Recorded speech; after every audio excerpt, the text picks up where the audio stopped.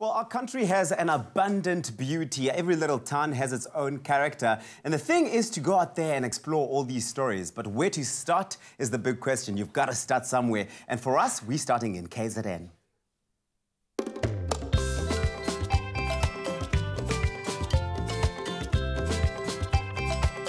The month of September is much more about celebrating our heritage, as it also marks National Tourism Month in Mzansi. And to celebrate our country, I'm going to be exploring the rich, beautiful province of KZN. And first up is a train ride from Creighton to the popular Drakensberg. And I must say, I'm rather excited for it. Just the perfect start to what promises to be an exciting couple of days. Famed for its Aloe Festival, Creighton lies a 3-hour heritage steam train tour journey from Riverside on the Ngogwan River. We have developed a niche tourist brand around heritage railways. The municipality owns 3 locomotives, famous iconic steam locomotives that date back to the oldest one was built in 1930. The one we're riding today was built in 1953, and we're going to be taking a trip from Creighton to Riverside on the steam locomotive GMAM 4047. When you're at sea, the big reveal lies beneath the surface. Here in farm country, the best perspective is gained by climbing into one of these. After an adventurous train ride yesterday and a good night's rest, it's time for a brand new day. And what better way to start exploring the Drakensberg than with a hot air balloon ride? Warwick Cook of Hot Air Ballooning SA spends much of his day in a space which lends you much perspective on life. I must say the views from up here are breathtaking. With me is Warwick. Warwick, how long have you been flying people up here for? Next month will be 20 years, will be my anniversary of balloon flying. Tsholo. And tell me, why would you say that this is the best way to experience KZN? Well, you know, it gives you, first of all, the time to enjoy it. You get a bird's eye view of the scenery, a unique view which few other people get to see unless you come in the balloon. We use these burners to heat up the air inside the balloon, and we all know that hot air rises, and that's essentially what takes us up. And then to bring us down, I just switch off the burners, let the balloon cool off, and she comes down by herself. The direction and the speed is all controlled by the wind. So when you come ballooning, we literally go where the wind blows us. Hey. What are some interesting moments you've experienced flying people up here? So I can tell you many, many funny stories and interesting stories. Interesting ones are when the guys propose to the girls, you know. That's always really special to share those moments with them. Other interesting moments is taking really elderly people. Our oldest passenger's been 97 so far, and youngest is around 5 years old that we take. So for me, the interesting things are the people that we fly, you know. And what do you love most about what you do? Making people happy. I think this is what it's all about, you know. It's a very unknown for people, and for them to experience the quiet, the gentleness, the calmness of ballooning, just to remind us that there is something still calm and gentle in life again.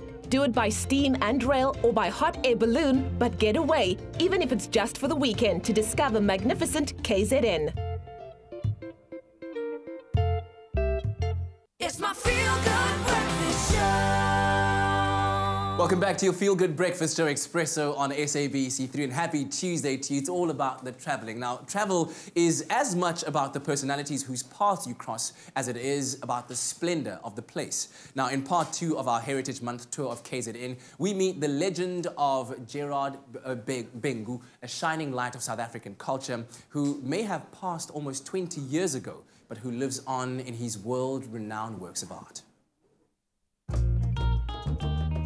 After a morning filled with adventure in the sky, we're here at the Gerard Bengu Museum and Gallery to learn more about one of the most prolific artists to come out of the KZN province. And yes, we're fortunate enough to get a history lesson on the man's life, his art, and everything else in between. As a young man, Bengu was treated for tuberculosis in the clinic attached to his religious mission. It was there that he was first encouraged to draw, and his life and work are now a major attraction. As a local municipality, our economy is really dominated by agriculture. We are very, very successful dairy farming area. And we as a local government are trying to create another part of the economy around tourism. And so one of our comparative advantages that we have as a local government is the existence of a number of the early Trappist missions that were built by the Trappists in the late 1800s and early 1900s. So we've taken these missions and we've discovered stories within the mission that we can attract people to come and be fascinated by. So the mission behind me is called Sentikau, and it was established in 1888 by the Trappists. And we have engaged in a relationship with the Catholic Church as the local municipality and have developed the region as a tourist attraction. One of the standout features of Gerard Bengu's art is his portrayal of the lifestyle and customs of the Baca people around Sentikau. Mayor Mluleki, why would you say this historic site is so important to learn about? Around the district of Herigwala, we have a number of mission sites that are very rich in terms of history and heritage. We have just opened an art gallery here that we've named after Gerard Bengu, one of the good artists that we have ever produced in this area, and is known across the world because of the work that he has done. And we normally attract tourists from Italy, from Germany, and a number of other countries in Europe. So this site is very important. We must use agriculture and tourism to boost our economy. Who exactly was Gerard Bengu, and why did you decide to honor him with this museum and gallery?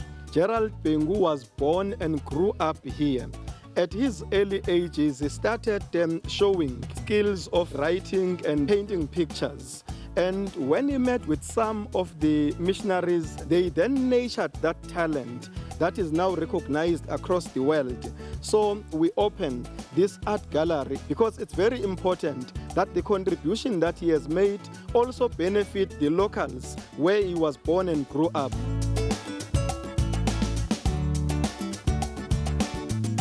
After an action-packed and fun-filled 2 days touring the KZN province, I think it's only right that we acknowledge and celebrate some of the businesses and people that are responsible for promoting tourism in the province. And that's why we smartly dressed tonight for the provincial leg of the Lilizela Tourism Awards to wave goodbye to this beautiful province in style.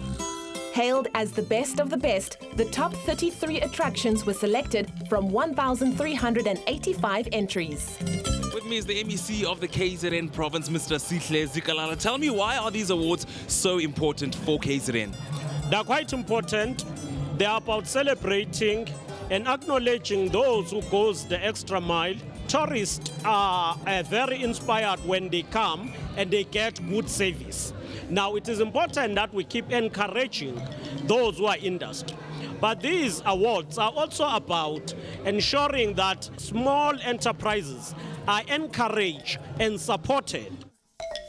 As Tourism KZN, we work around the clock to make sure that our province is positioned as the tourism destination in Africa, both for the domestic market as well as for international tourists. Of course, for the domestic market, we focus a lot on showcasing the fact that we are a warm destination, but also that we are value for money and we are family friendly. Lilizela is really, it's our way of saying to trade. Thank you for carrying the KZN flag high. Of course, there are national awards, but in KwaZulu-Natal, we ensure that those that have flown the flag high get recognized for service excellence, because those are the people who must make sure that the tourists come back for more and that they further market us through word of mouth. The KZN winners will now represent the province at the national finals next month.